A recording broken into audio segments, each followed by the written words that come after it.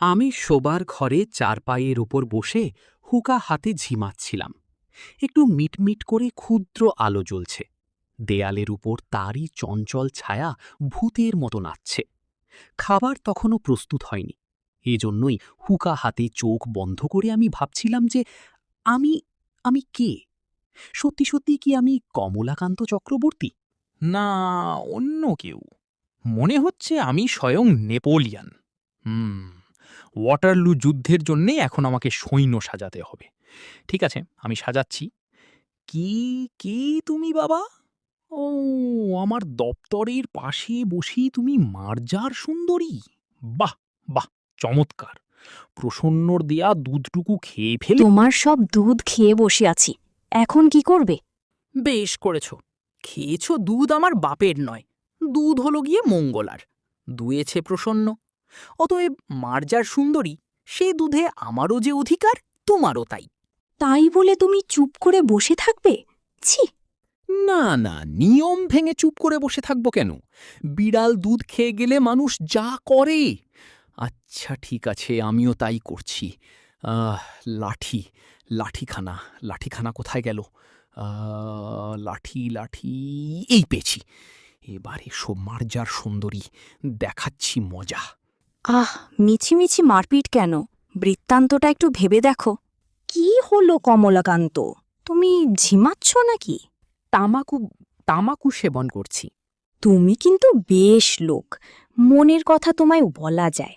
আগে ওই চুরি করে দুধ খাওয়ার ব্যাপারটা বল, তারপর অন্য কথা শুনব। আচ্ছা বলো তো, সংসারে ক্ষীর, সর, দুধ, দই, মাছ, মাংস সব তোমরা খাবে, আমরা কিছু পাবো না? ওরে, আমরা যে মানুষ আর তোমরা বিড়াল। ও, তোমাদের খিদে তেষ্টা আছে, আমাদের নেই। আছে, আছে। তোমরা খেলে আমরা আপত্তি করি না, আর আমরা খেলে তোমরা লাঠি ঠ্যাঙা নিয়ে মারতে আসবে? এটা এটা কোন শাস্ত্রে লেখা আছে? তোমার সঙ্গে স্বাস্থ্য আলোচনাও করতে হবে? হ্যাঁ, হবে। তুমি জানো, পরোপকারী পরম ধর্ম। তোমার দুধ পান করে আমার পরম উপকার হয়েছে, আর তুমি পরম ধর্মের ফলভোগী। এবার বলো, আমি চুরি করি আর যাই করি, তা তোমার ধর্ম সঞ্চয়ের কারণ। অতএব আমাকে প্রহারের বদলে তোমার প্রশংসা করা উচিত।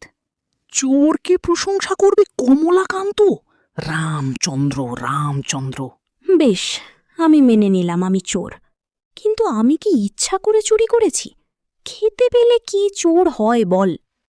বাবা, তুমি শুধু চোর নও, বিজ্ঞও বটে। সে যাই বলো, জেনে রেখো, চোর যে চুরি করে সে অধর্ম তার নয়, সে অধর্ম কৃপণ ধনীর। তাহলে চোরের শাস্তি হলে কৃপণ ধনীর শাস্তি হয় না কেন? তোমরা বলবে, দাঁড়াও, দাঁড়াও, দাঁড়াও। একটু আফিম না চড়ালে তোমার সব কথা আমার মগজে ঢুকবে না। এবার বলো। তোমরা মাছের কাঁটা, পাতের ভাত নর্দমাময় ফেলে দাও, আমাদের দাও না। তোমাদের পেট ভরা আর আমাদের পেটে খিদে, এটা তোমরা জানতেও চাও না কেন? গৃহস্থ বাড়িতে কত সোহাগের বিড়াল আছে জানো? সে দু একটা আছে, তাকে আমাদের কি? তার কত সুখ জানো? সে আর জানি নে। ভালো মন্দ খাবারে তার কত পুষ্টি, লেজ ফুলে ওঠে, লোম গজায়, চোখের দৃষ্টি বদলে যায়, তার রূপের ছটা দেখে কতজনে আবার মার্জার কবি হয়ে যায়। চমৎকার সংসার দর্শন তোমার।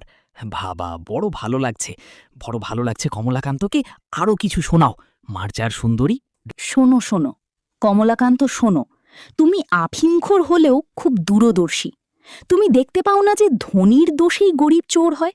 দেখো, ৫০০ গরিব লোককে বঞ্চিত করে একজন ৫০০ জনের খাবার সংগ্রহ করে, আর বাড়তি খাবারটুকুও সে কিন্তু গরিবকে দেয় না। তাই তাই বলে চুরি করবে? হ্যাঁ, করবে করবে, না খেয়ে মরবার জন্য পৃথিবীতে কেউ আসেনি। এই থামো থামো, মার্জার পণ্ডিত। তোমার কথায় সমাজে বিশৃঙ্খলা দেখা দেবে, সমাজে ধনবৃদ্ধি হবে না। বুঝতে পেরেছ তাহলে? অবশ্যই, বলেছি তো, চতুর্দিকে সর্বজ্ঞান এখন আমার সামনে। তাহলে বলো, আমি যদি না খেয়েই মরে গেলাম, তাহলে সমাজের উন্নতি নিয়ে আমি কি করব? তার চেয়ে থামো থামো থামো, তুমি যে সুবিচারক আর সুতার্কিক সে আমি বুঝতে পেরেছি। অতএব কোনো কিছু না বোঝার অধিকার তোমার আছে, মার্জা সুন্দরী। তোমারও দেখছি ধনীর হয়ে উকালতি করার অধিকার আছে। সে তুমি যা খুশি বলতে পারো, তবে হক কথা শুনে রাখো। সমাজের উন্নতিতে গরিবের দরকার না থাকলেও থাকতে পারে, কিন্তু ধনীর প্রয়োজন আছে। অতএব চোরের দণ্ডবিধান অবশ্য কর্তব্য। তোমার কথা মানছি কমলাকান্ত, কিন্তু একটি শর্তে। বলো, কি শর্ত? চোরকে তুমি ফাঁসি দাও, ক্ষতি নেই, কিন্তু ফাঁসির আগে ওই বিচারককেও 3 দিন নির্জলা উপোসে থাকতে হবে। এই আবার কি যুক্তি? হ্যাঁ, 3 দিন পরে যদি সেই বিচারকের চুরি করে খাবার ইচ্ছা না জাগে, তবে তিনি স্বাচ্ছন্দ্যে চোরকে ফাঁসি দিতে পারেন। তুমি আমাকে মারতে লাঠি তুলেছিলে, তুমি আজ থেকে 3 দিন উপোস করে দেখো।